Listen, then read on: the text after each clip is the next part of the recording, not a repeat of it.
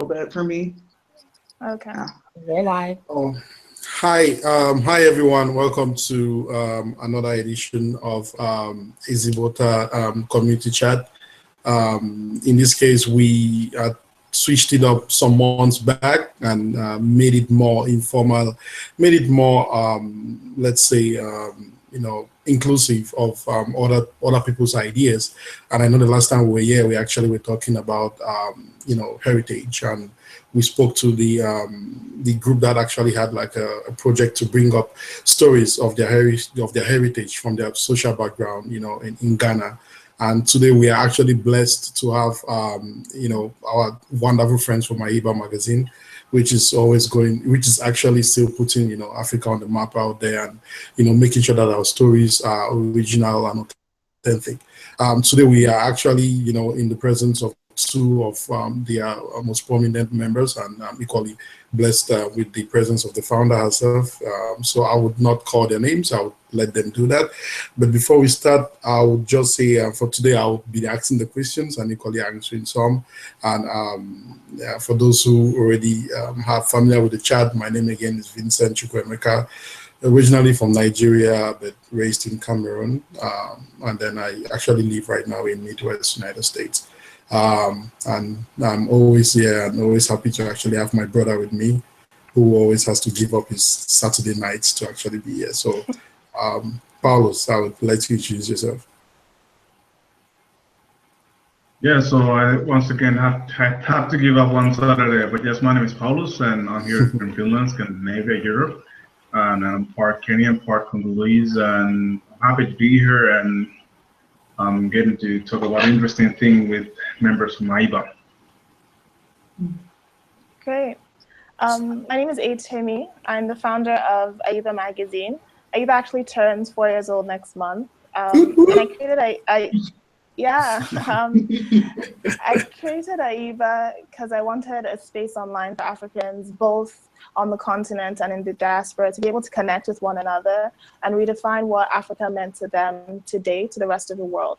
So we share a lot of great articles revolving around positivity, opportunity on the continent, and just allowing Africans to share their personal stories online. Wonderful. So great. Love AIBA. I'm Ifeanyi Awachie. I am featured in the video we're going to be discussing today. I am Nigerian American. I write and had previously written for AIBA, which is how Temi and I connected. And I'm also a curator. So following an event that I curated and invited Temi to be a part of, we had the chance to meet in person and film the video version of my Afropolitan diary. And it was such an honor to be able to do that, and really interesting for me to think through some of the questions that Temi raised through the video. So I'm really excited to discuss the video and to see the future of the series. Okay, great. Thank you. Thank you guys very much. That was really informative for everybody, talking about, where they are and what they are doing. So I would just, before we go into the questions, because we do have I think we always kind of go into the questions and we go so deep into them and we forget, that we are following, like a schedule. But then that's the thing about these chats. It's always bringing minds from so many places to talk about wonderful things that are happening in the African, the diaspora, in that community actually. So I would want Paulus to kind of tell us, when he watched the video, like what are those things those things that touched you? I mean, we always say that Paulus is a special case because he's like, in Finland, and he's always here and very much involved, and he knows many things which I don't even know that happen in the United States sometimes. So I really want to hear what Paulus has to say about the video and how he felt about it. Yeah, so I saw the video, I saw it today, so it's fresh in my mind. There are a few special parts that really resonated when I saw the video, like the way Ifeanyi described the way she had to have like the double identity. She had to decide. Sometimes she felt like she didn't quite fit in with the African American community, even though we like physically share the same experience. There was still like this gap that she wasn't like black enough to the African Americans, And somehow, in a different way, I know that even here in Finland, we might have the same situation between, let's say, Africans and people who have, like, for example, been born here. And in general, the way, as you are a Black person, when you go to spaces that are like traditionally, let's say, belong to the locals or to whites or to Europeans, there is also that there is like always this tension, like why are you here, and what are you doing here, and you're like in a position where you have to like give a reason to why you have the right to share the same experiences as like the other groups who might try to like marginalize us or like put us into a box somewhere else. I mean, I think that's one of the points you tried to convey in the video. Am I right on this? Yes, totally.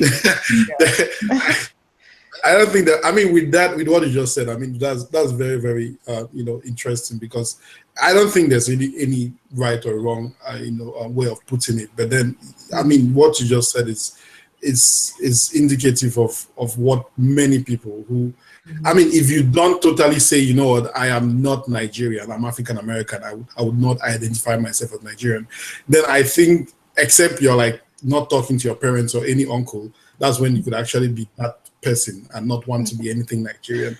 But because that brings me to the first question we have, which is, for Idemi and Ifeanyi, what do you think of the term Afropolitan? I mean, I know this is a term which AIBA has taken on for a while.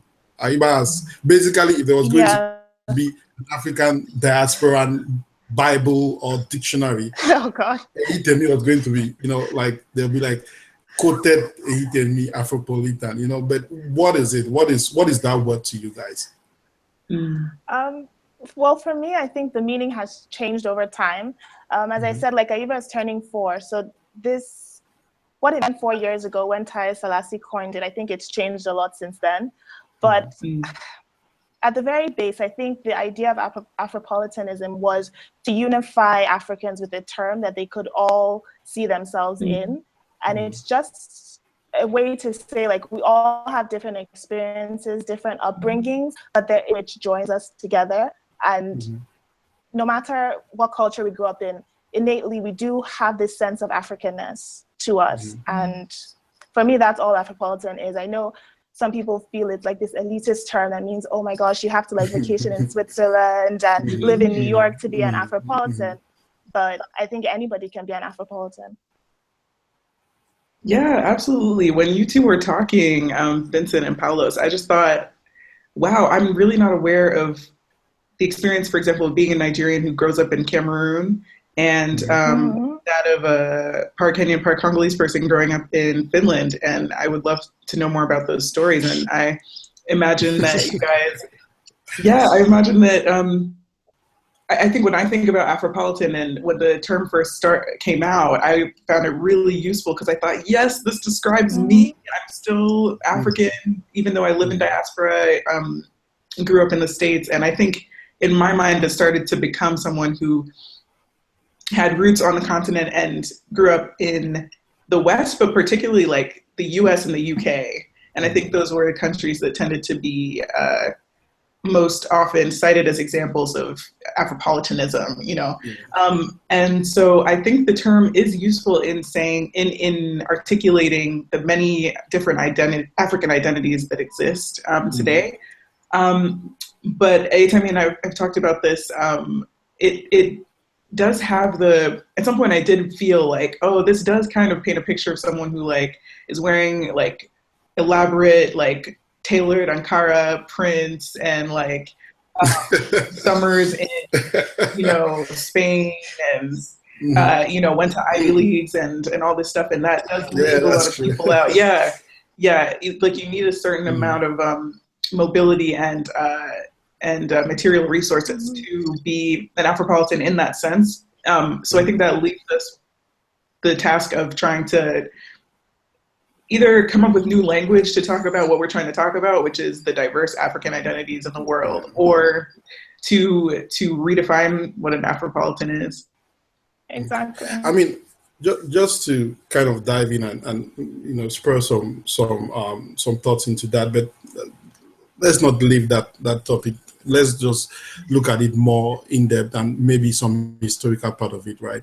Now, if I just want to know if, I mean, first of all, I'm not assuming that everybody here would has read into the whole Africanism concept, which basically at this moment, that's what I'm realizing as per the your definitions, from both of you. It does show that Afropolitanism is actually something that is very likened to Africanism, which people like, I'm blanking out on his name right now. He was from the southern part of America. He was this guy who was big on trying to unite Africa. But I'm blanking out on his name. It's going away. It's not coming. But anyway, this guy was one of the people who he visited Africa, visited Haile Selassie himself of Ethiopia, and then visited some other parts of Africa, and equally was very much, influenced by people. Like, he influenced people in the continent a lot, from Patrice Lumumba to what's his name in Ghana again? What might be missing? Kwame Nkrumah, and Umniobe of Cameroon, or Azikiwe and Owolowo of Nigeria. All of them. He was a big influence to them, and all of them were talking about this idea of unifying Africa. I know I'm taking it more of a historical part, but just to bring in that discussion. Yeah. But I'm realizing that it's no more the people who call, puff the round African donuts. It's no more the people who call. Who call Haiti the African rapware. It has moved from that, because that was the idea which I actually had in the past, that this is what these people are. The Afropolitan people are the posh Africans living in the diaspora. So that did not even include me, because that posh thing, it's not my part.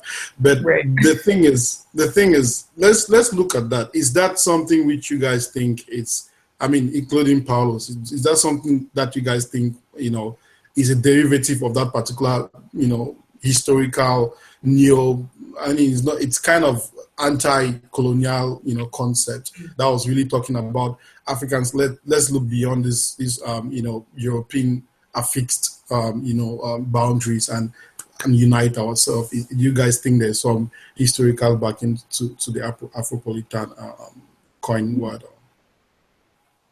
Yeah, I do. I think Pan-Africanism is something that has existed long before Afropolitanism, and that comes from a history that goes, far beyond colonial times. It goes back to slavery, and the fact that these people were taken from one continent and shared around the world. And at some point, there has to be this thinking, which is like, how do we get back to where we started? People are always going to search for their roots.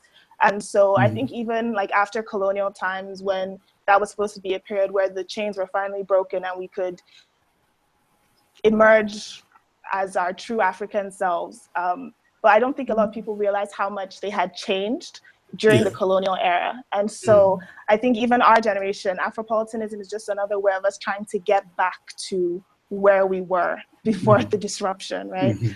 So it's just searching for identity, and now the identities are so different, and it's being able to make a space for all those different identities to exist together, but still have this umbrella of Africanness.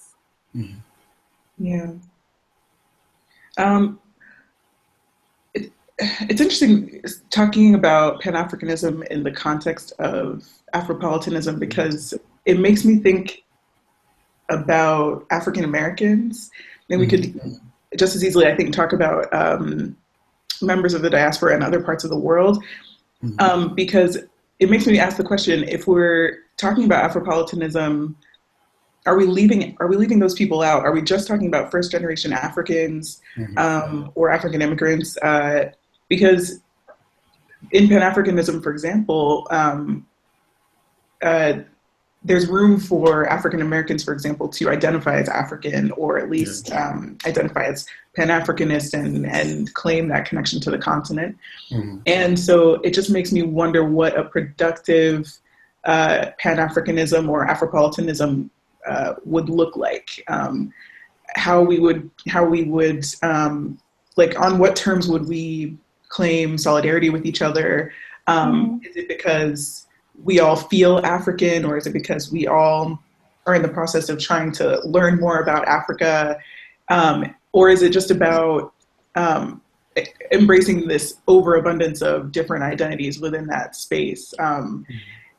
Vast questions, but it just makes me, I think the heart of what I'm trying to say is my immediate concern is, is there room for African Americans and others in this conversation, especially if we're linking Afropolitanism to Pan-Africanism? Paulos, what do you think about that? I know you're historic, like somebody who likes history and that. So. Yeah, because we don't have to go back to the history. We all know very well. We can see it from the African American Museum that just opened up this year. Yeah, the history there. We know what happened to African Americans. But what I think Ifeanyi has, Ifeanyi has a right point in the fact that there is little attention directed towards the African Americans, because in a way, it's very important to reintegrate the people who were taken away back within the Afro-diaspora community, because it really is, in a way, it's taken away from us as a homogenic community. The fact that we have another group that's separated in the other side of the world, on the other side of that Atlantic, and we're not able to like unite the resources that they have, like gathered during the years through slavery and through segregation. And I think it would be like a more vibrant community if we could like take what they have gotten and what we still have like in the continent and in Europe, and like unite those resources into something different and new. And because in a way, there's no way going back to the time before slavery. The world is very different now. There's no going back to that. But the only way to go is like forward, and it might have to be something new that like corresponds to today's world. Everything which you guys have said does make sense, because it's the one thing which we know is that whenever all of these terms come up and this movement are going through and they're building, there's a tendency for them to actually leave out certain groups. And then we get to a particular point in the movement. In that case, I'm just coining movement. Movement doesn't mean arms or anything, but just movement generally.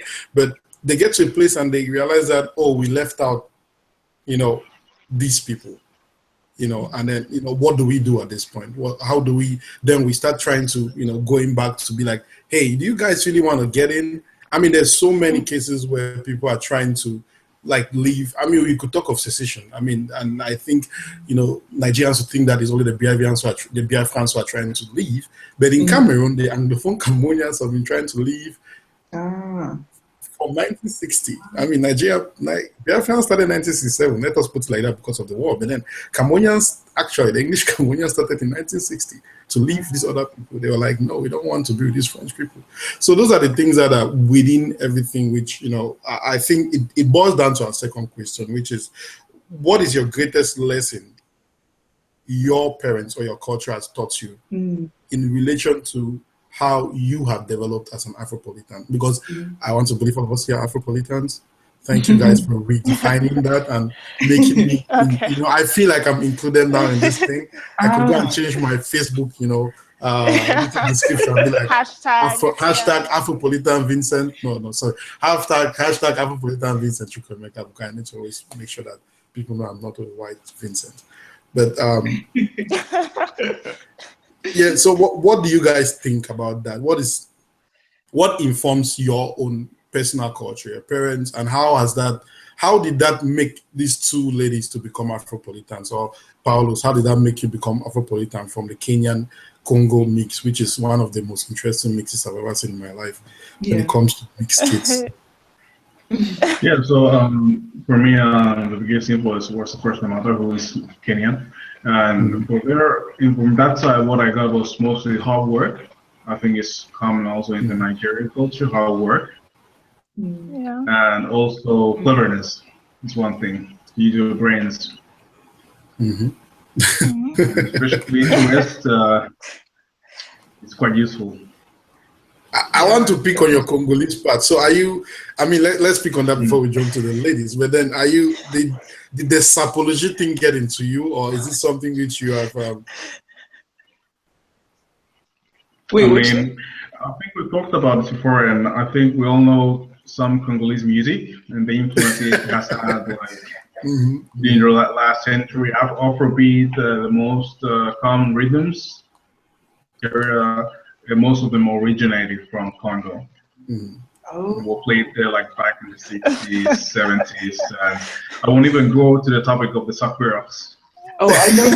that is what Ifeanyi is trying to find. Ifeanyi is trying to find out this. What's this sapology thing? It's a awful. I mean, but someone else can go on that topic. But I think the Congolese side is mostly visible, like in genetics. I don't think it's cognitively something that I'm aware of. Maybe somebody else sees me, he might recognize certain things, the way I behave, or some patterns that are similar to the rest of the Congolese brothers I have in Finland and around the world. But I think the biggest influence is from East Africa, for me at least. Okay. That's interesting. What about you, Vincent? Oh, you brought it back. I thought we were going to go to the ladies first. Eh? No, you should speak. Yeah. Okay, before the ladies take it out and kind of make it more linked to the Afropolitan part of it, my influence it's a very, very weird mix. Grew up in Cameroon, very much an Igbo boy.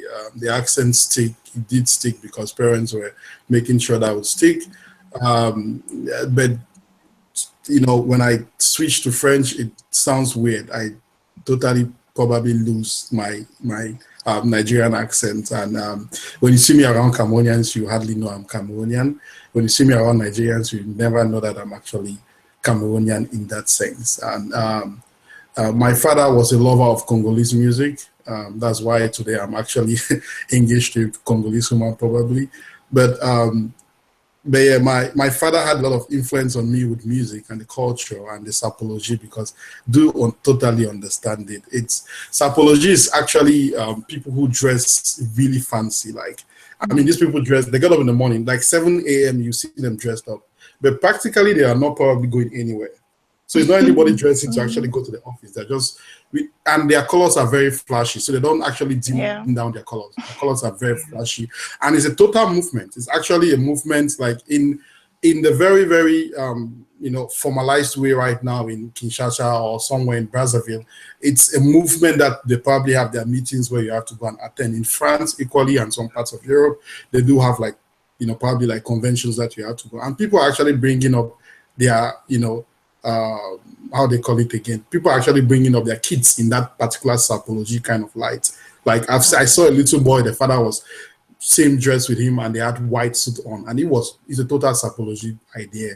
And they were, I mean, when you're walking, they praise you with a lot of local slang as well as French, and they're talking you up, and you're like showing off. It's kind of a runway within your friends, and you're showing off what you're wearing, your watch, and everything has to be of trademark. And the way a lot of fake things, especially the ones who are in Africa, like or Congo Brazza, the way a lot of fake things, but they will tell you that's Gucci, that is Valentino, but it's not a real thing. It's just that it's really flashy and probably has a fake tag on it. So that's the whole, and that equally was something which I saw a lot being in Cameroon. Cameroon is a country that takes everything. If you go to Cameroon, you think in the part in Cameroon, you think you're in Nigeria because you hear the music being blasted totally. I mean, Nigerian artists later just realized that they are equally people who love their music, so they're always there. Kiss Daniel was there last week. Flavor is always there everywhere. Davido was there last week. So they have realized it's a country that embraces everything. They are really good dancers, Cameroonians, and they borrow most of their music, like the rumba, a lot of it from Congo, which is where Paulo's is partly from. So it's a mix. They call themselves Africa in miniature, and that affected me a lot and kind of made me learn a lot about other cultures. But that is my Afropolitan self and how I grew from it. Yeah. So, but yeah, I'm still an Igbo man. I'm born Igbo. So. Yes, now. So I'll let you guys make it more Afropolitan. Ifani, go ahead. Okay. I'm just going to name a couple of things that come to mind as I try to answer this question. My mom's storytelling when we were really little, stories about the tortoise. Oh, God. That story. All those stories are so good. I hope I'm able to tell them to my kids when and should I have kids. Fufu, which I did not like growing up. Wearing trad, like wearing Nigerian clothing to my diverse Catholic school when I was very young. And everyone else's cultural dress was like, I don't even remember really like seeing. I think we had a lot of Asian, so there was some like Filipino dress and Vietnamese dress, but showing up as African in that way in that space. And the little bits of Igbo that I gleaned growing up, like my mom telling us Ndo and Ewu, calling us Ewu, like like extreme terms like that make up the only Igbo that I know. All of those things are what make me feel Nigerian and what I think helped me cultivate an Igbo and Nigerian identity growing up, just like having those things be part of the fabric of my life. Because I didn't grow up in Nigeria, I don't speak Igbo. I think these major markers of identity are things I don't have. So I do look at these small moments and these really vibrant memories as constituting the formation of my identity. That's really good. Cool. Yeah. So for me, I'm Nigerian, but I grew up in New York, and so I think what I'm most proud of is my name, and the fact that my mom made me keep my Nigerian name. I've always been known by Temi, the full thing. I didn't even let people call me Temi because I felt like Temi was too common. Everybody shortens their full name to Temi. And so I remember in like elementary school, all the students would like struggle to pronounce my name. But like there's this one kid I met like 10 years later when I was in college, and he Facebooked me because he saw my name and he was like, I can never forget this name because like you're the only person I've met with this name. So I love that. And it means something to me, and I've always forced people to pronounce it. And I guess sense of dress. So my family's from Lagos. I mean, not originally, but we've all lived in Lagos. My grandmother moved there. My mom was raised in Lagos. And I think Lagosians have this very extra sense of style where they never feel that they're overdressed. And I love that. Yes. I'm always dressed well, and I have no shame in that. Thank you. The Lagos babes thing up. Well, and lastly, like the pride and Africanness, especially Nigerians. Nigerians are very proud, boisterous people, and especially when we're together, we make so much noise, and I love that. So yeah, we are pressed. Are just natural bullies, I guess. Yeah.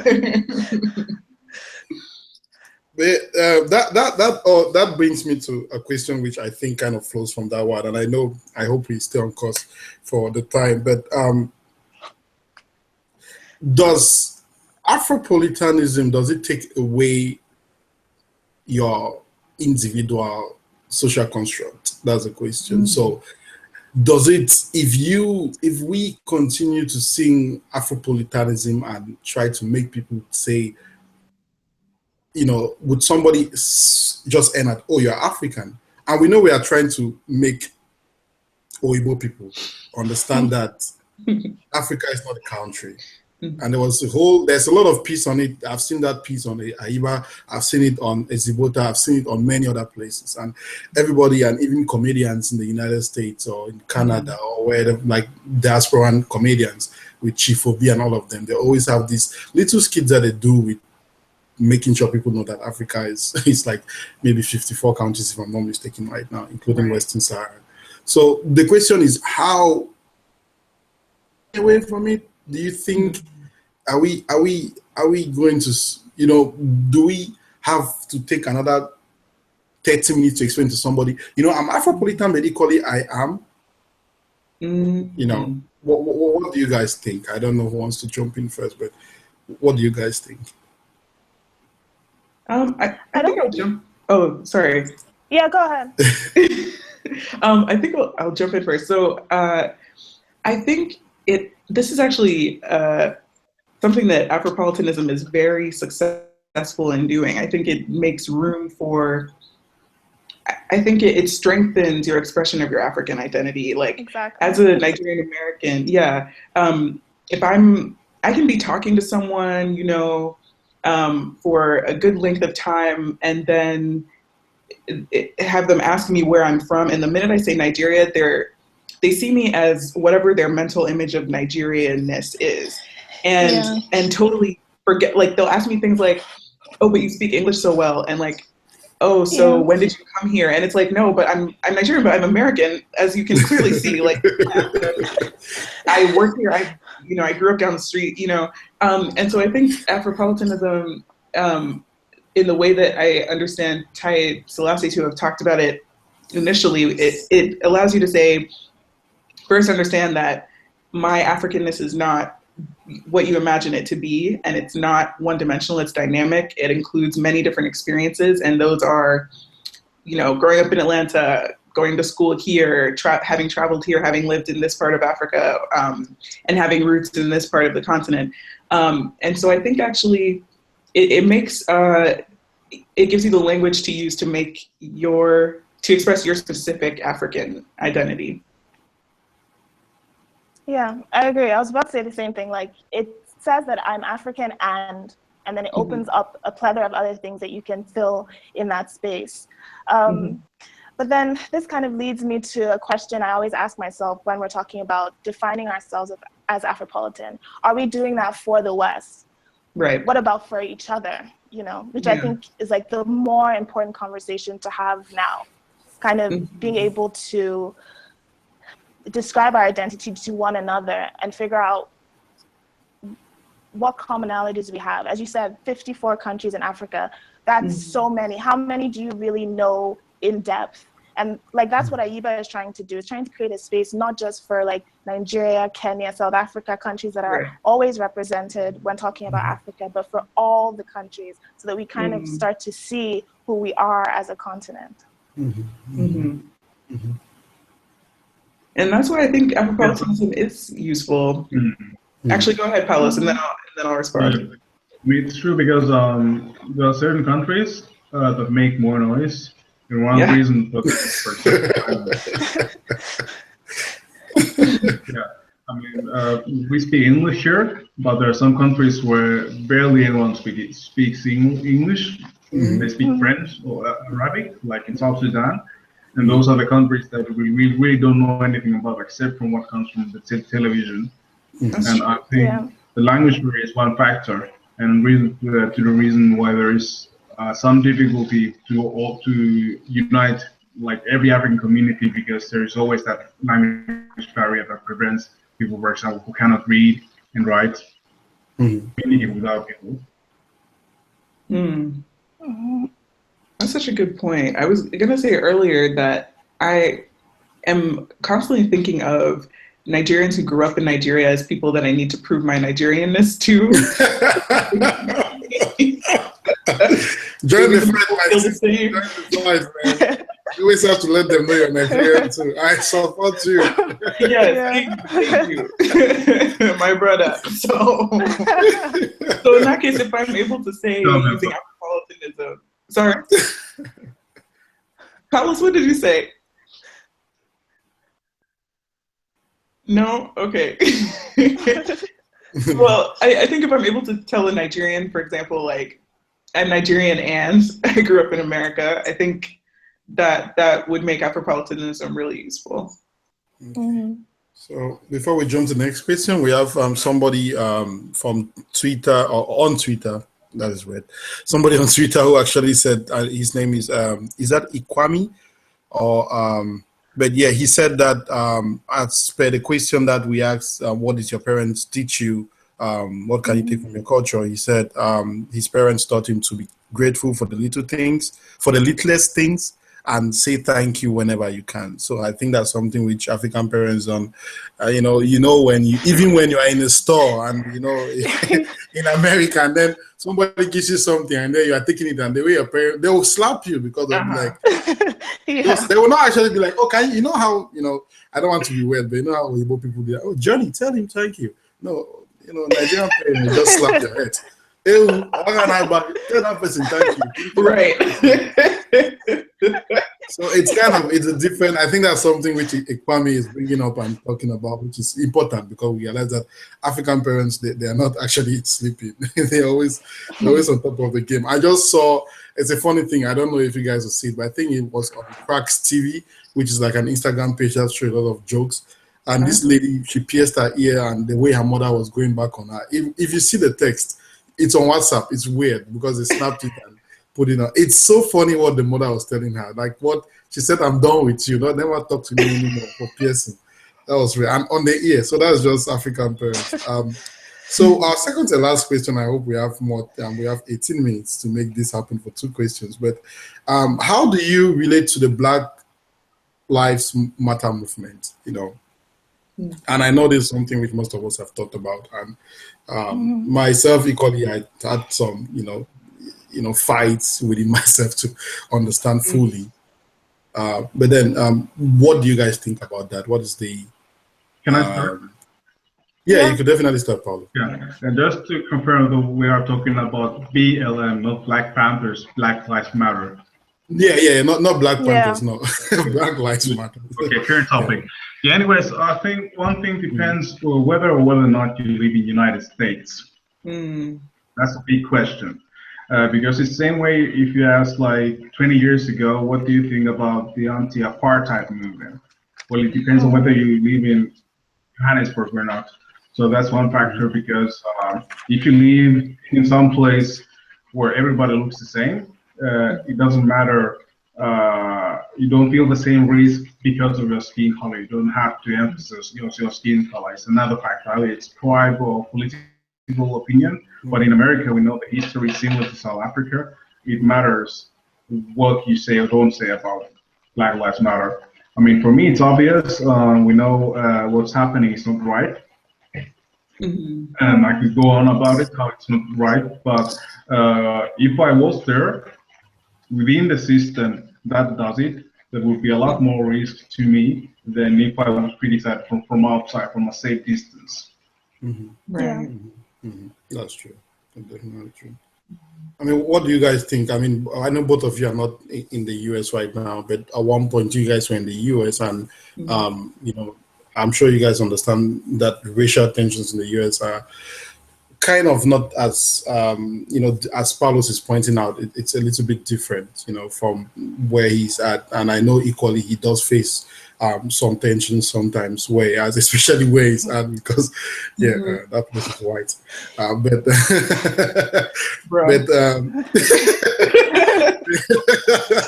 yeah, just to bring it home, because I mean myself, I'm in the Midwest, and having lived in Iowa now,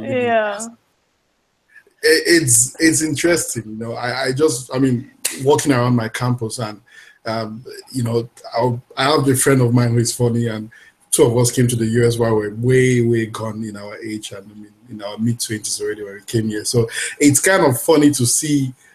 We had this game we played, that how many Black people did you meet today in school, and we come back home, and he was a Gade student, I was a Gade student, so he come back and be like, dude, I saw 5. I'll be like, I beat you today, I saw 6, and I said hi to 3. So it was kind of funny, it was there were not so many people around, but I just want to understand from you guys always, let's remember, is this Afropolitan, the movement, the word, and it's building. How do you guys feel? Black Lives movements, what do you guys feel about it, and equally how does that affect Afropolitanism?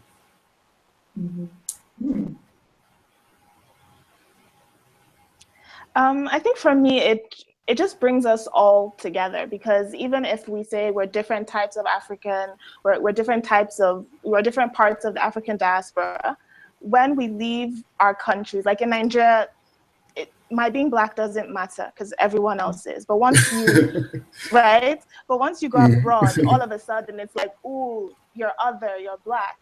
And I think when you're younger, it might seem like a negative thing, but as you get older, being able to meet a Jamaican, a Haitian, and instantly connect with them abroad because you are all Black, it creates community. And so for me with Black Lives Matter, because I am considered Black, and it says Black Lives Matter, of course I am in support of it, and I sincerely understand the issue at play. I also think it's really important for our generation, because I think there was a point where we started to feel like, oh, we're in this post-racial era, right? Obama is president, so the ceiling is broken. Especially the younger millennials. The younger millennials were starting to think, it was all done. But I think Black Lives Matter has created a space for them to address the issues that they face in society and be like, okay, there is still a problem. And it's not something that, was fixed in 1965. It's not something that was fixed in 2008 with Obama's election, but it's something we have to continuously work on. Yeah. Yeah, completely. I think one question that was kind of in discussion toward the end of my time in undergrad was, what does our movement care, or our generation, what's our generation care about? Like there was some discussion of the fact that that there's less activism in our generation than in previous years. And my response to that was always, well, what's our cause? Like, what do we have to rally around? Is it like environment? Okay, some people are doing that. But then as police brutality became so much more visible, and I say that, and I want to stress that because we know it was an ongoing issue, like police brutality and murder targeting Black people, right? As it became more visible and more talked about and more criticized, that became our generation's movement. And it's really interesting to see how different people, how we're organizing, but also how different people do relate to that. Because I know that not everybody's on board with Black Lives Matter in the States. There's Black people, especially Black celebrities, who feel like it's not an issue. Even in my own household, like my immediate younger sister and I are very outspoken and active on issues around police brutality and race. And it's even hard for our Nigerian parents to understand why we feel so affected, especially because we see us as Nigerian kids and not necessarily Black kids. Like, we all understand that we're Black, but there's a disconnect there for reasons I still struggle to articulate. So Black Lives Matter for me is so important because it's not only like our movement's time to do something to contribute to this ongoing struggle, but it's also the moment that really made me come of age as, or I don't know how to put this, but so I'm Catholic, and in Catholicism we have confirmation where you basically choose to be Catholic. Like, you're Catholic because your parents wanted you to be, and then there's a moment where you claim it for yourself. And I feel like Black Lives Matter prompted me to claim my Blackness for myself. And it's maybe unfortunate that I became extremely pro-Black in such dire circumstances, but I count the Black people in every space I enter. I put all my energy into, on a personal level, connecting with other Black people, whether they're straight from the continent or Middle Passage Africans, as someone recently told me, and I thought that was a useful term. And in my work too, I just think remembering or thinking about this particular moment and how important it is to elevate Black voices and experiences, just like fuels all the work that I do in the arts and my writing, etc.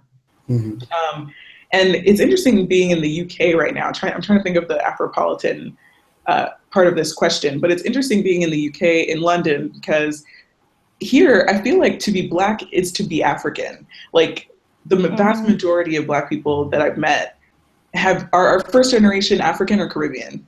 And Caribbean, yeah. and even today I was asking a friend of mine, like, where are the Black people in the UK? Like, where are the people whose ancestors were enslaved? Because whereas in the States, there can be division in Black Lives Matter spaces where some people are Black and then some people are, like myself, first generation African. And, you know, maybe sometimes like our Blackness is questioned in those spaces because it's like, well, do you really know? Like, do you really get it? But here, in conversations about Blackness, it's African speaking. It's like Nigerian girls, it's Jamaicans, and it's almost, I think, a picture of what maybe an Afropolitan, like Black Lives Matter or pro-Black space can look like when people, like Atemi was saying, have left their roots, their original context, and then have claimed a Black identity for themselves, but also still have a strong connection to their Africanness, and decide to agitate for the good of Black people. Like, maybe I feel like it's just really interesting being here and seeing Blackness manifest in this way.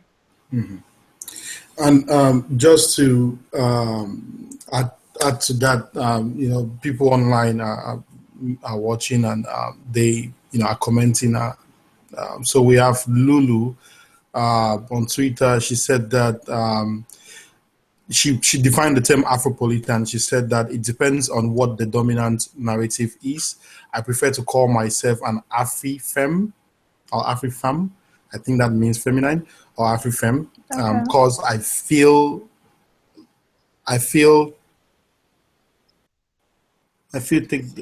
okay. I think that she's just trying to say I feel like I can take that with me, and you know, always. So what Lulu is saying is that, you know, than Afropolitan, she wants to call herself not somebody of the metropolitan area of Africa in the conceptual way of moving with it around, but she wants to call herself an African, that's African feminine, you know, in this space, in the diaspora space. And because what you were just saying, if I kind of bring me, and you did mention a little bit, the French people will say en passant, like in passing, but you said in one of the things that you talked about in the Afropolitan Diaries is that you said making it through white spaces to Black spaces. You know, and you know, and the question is, what draws all of us in this particular chat, and people online and watching, you know, that word was African feminist, sorry, but what draws us to spaces or platforms like Ezibota and Ahiba? What do you think is the new, you know, is it touche, as French people would say, touché? You know, is it just the in thing? You know, is it popular? Is it just the fact that you want to be in? Is it that dancers are dancing Azonto so well and mixing it up with so many other dancers that you just want to be in that space? Is it that you want to take, you know, what is it? What is what is that transition like? What is bringing us to platforms like Ahiba and Ezibota, and why are they still thriving? So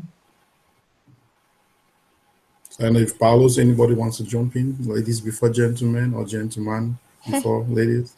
I mean, I can let the ladies start this time. I think it's better.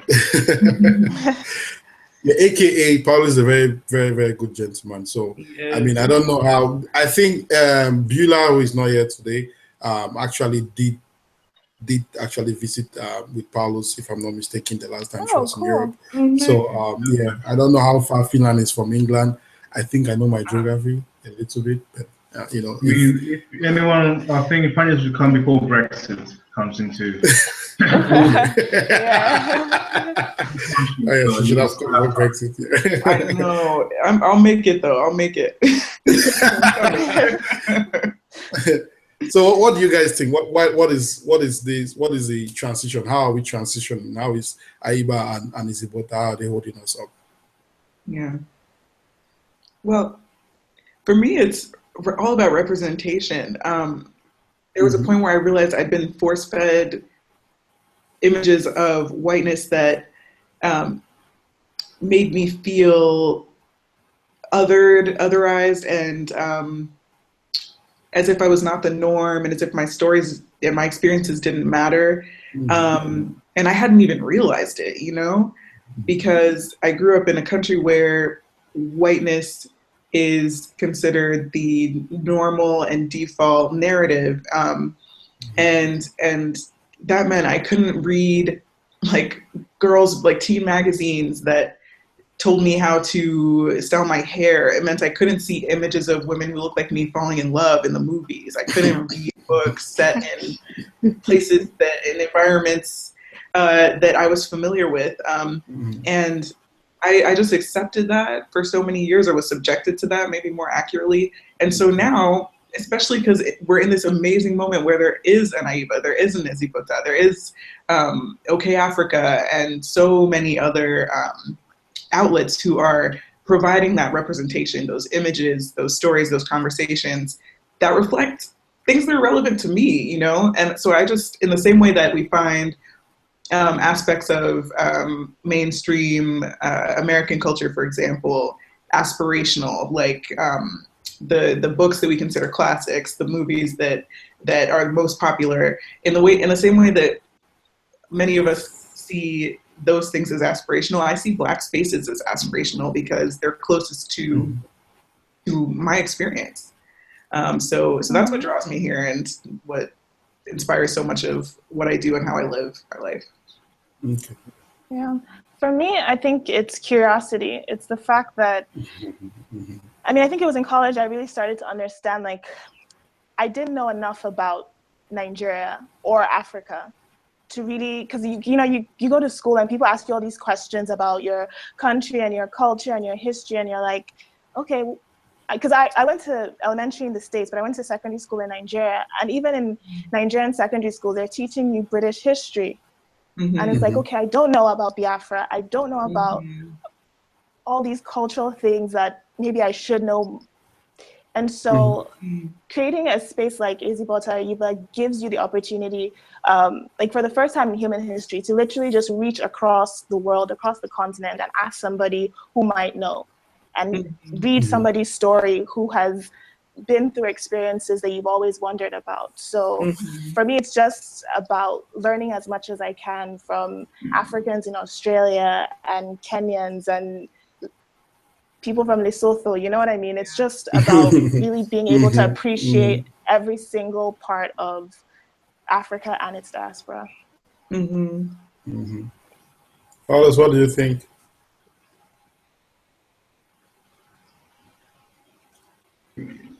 The ladies share totally well, and I really don't have anything to add to it. I'll just repeat all what they said. So unless you have something to add, Vincent, I give it to you. Okay. Well, I'm just going to read something from Dina, and Dina said that that she would like to expand on Ifeanyi's comment that representation is key, and also to add to that is ownership is crucial, and representation is numbered, and ownership is actually sustainable. And I think that's something which both Aiba and Ezibota have been working with people who come into those spaces and actually own those spaces. Whether be they writers, be they contributors, be they present, around supporting what the platform is for. And in this case, is as very simple as I can put it, both of these platforms, including others, it's all about the same thing that the two ladies have said, which is unequally Palos. We talked about it in previous questions. It's about how do we represent ourselves with our own stories, and I think that's where the issue, and that's something which I think all of us will continue to preach with time, right? Because we have to realize that there's so much fallacy in what was built from slavery to colonialism in our continent, as well as discrimination and racism in the diaspora against Black people and against Black bodies and against the whole African let's say the whole African Foundation. Because think about it, I just want to, just to come back to a point which Ifeanyi had said, she has talked about, her growth was the fact that she as a Catholic, which I'm one, she has grown as a Roman Catholic from when she took the Holy Communion at probably an age of 9 or 10 or around that particular range. And then she got confirmed with time when she realized that, oh, I do want to, profess this faith and go on with it, which is the same way that she was like, okay, I'm black, but then I don't know how this is working. Then I got to an age and I'm like, oh, you know what? I'm really black because everybody sees me that way, including the people whom I'm actually black with. If that is actually a phrase. But what I'm looking at is there was equally a fallacy of Catholicism, if you look at it, from when it was instituted in other countries. And that is why countries today like Nigeria and the Anglican Church in Nigeria has actually denied the Anglican Church in the Great Britain. And whatever thing that they stand for, or whatever thing that the Anglican Church in America stand for. And equally the same thing that is happening with, how Nigerians have kind of changed what Catholicism means to them. It basically something else right now. And it's not that they are very different from the American style, but then we know that in Nigeria, we have a group called the Charismatic Catholics, who are way more Pentecostal in the way that they do their own faith. And I think that is the same thing that is happening with what, I don't want to always say the Oyibo, but the Oyibo people wanted to tell us how we are, you understand? And then at this particular moment, I think we are equally, and that's a beauty about platforms like this, we are equally realizing that what they all just said was that we have heads and we have hands and we have a thorax and we have, our legs. That's all what they said. They just said that and left it there. They didn't say that, my eyebrows are like this or my eye color could be brown. They didn't say my hair could be nappy. They didn't go into the depth of everything. They didn't actually talk about me. They barely talked about how I didn't look like them. They didn't talk about how I didn't look so beautiful, better than them. Though I don't want to say better than anybody because Jesus said everybody is equal. So everybody's equal in Jesus' name, amen. But the thing about it is that you cannot deny, and this is the informal part of his Ezibota chats. This is where we get into our soapbox and actually don't leave it forever. If Bila was here, she would have shut me down. But this is the part about it that you think about it and realize that there's so much fallacy in many things that they have told us. And the same thing which Eitemi talked about before. You talked about the fact that even because when you talked about that when you went to Nigeria and they were teaching you British history, I felt bad because I was actually a youth corper in Lagos, in Mushin, Ibo Senior Secondary School in Mushin, teaching history. And now I remember that my notes are all about the British people. So I'm sorry that you were one of the people that we mistaught you. But that is apology accepted. But that is a fallacy that I thank God every single minute that, every single second that spaces, platforms like Ezibota and Aiba are actually trying to demystify the African, the African whole as a whole. And I always say this thing in like so many places. There's a country called Equatorial Guinea. There's a country in Africa that speaks Spanish. I know this is just a weird, fact, but there's a country that speaks Spanish called Equatorial Guinea in Africa. And there's another country called Sao Tome and Principe. It's 2 little islands and they're off the coast of Guinea. I know this is way off topic, but I like saying it because I think that people should always know that these countries exist. Yeah, shout out to Sao Tome, shout out to Equatorial Guinea. Shout out to them, man. There's anybody watching from those countries, just make their countries popular. So we at this moment we are giving our last point. So both of the wonderful ladies here, beautiful ladies visiting us today from Aiba. What do you guys have as, what is your last take on this, the general? What do you guys feel about this? And, what's your last word for the people in the year 3005 watching this video? I guess it's just that the whole Afropolitan idea and the idea behind the series was to create a space for Africans to express the complexity of their identities and to create a dialogue. We start bringing understanding, and as we said, there are like separations between different parts of the African diaspora, but through dialogue, maybe we can become a little bit closer. So I would just say watch the first episode with Ifeanyi, comment below, and just start the conversation. Thank you very much. Sure. Yeah.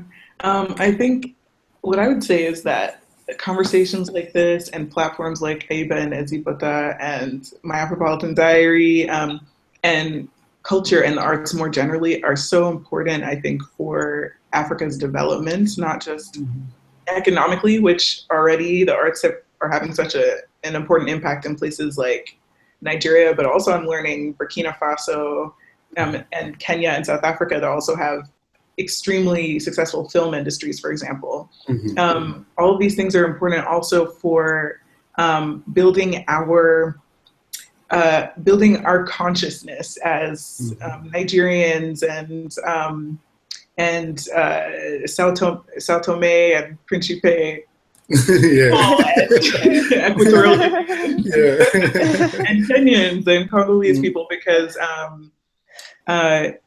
it's so important to cultivate not just as Bibi Bakari Yusuf, who's a publisher, says, it's important not only to look after the politics of the belly, but the poetics of the belly, like how we're cultivating our sense of self and how we're projecting that in the world, but also how we talk to each other and how we come together and organize to advance all of ourselves. So I hope anybody who's watching, who's interested in this part of the struggle, just everything to do with Africa, be encouraged, because I think this is a really important part of that work, this storytelling, this representation, and culture. Paulus? So like I said, I really don't have a lot to add, but I think the important thing that Aiba has brought to the table is the new term Afropolitan. It's a great tool to redefine the way we see ourselves, because it's a term that's not used by mainstream, and at least for now we have the ability and the influence to decide what it really means, instead of using terms that have already been redefined by others outside of the community. Yeah, and I mean, always, thank you very much. I mean, Paulos, I always say thank you, Paulos, because I mean, for a young man who is, still in his 20s, and you are sitting at home on Saturday night to actually, be part of this.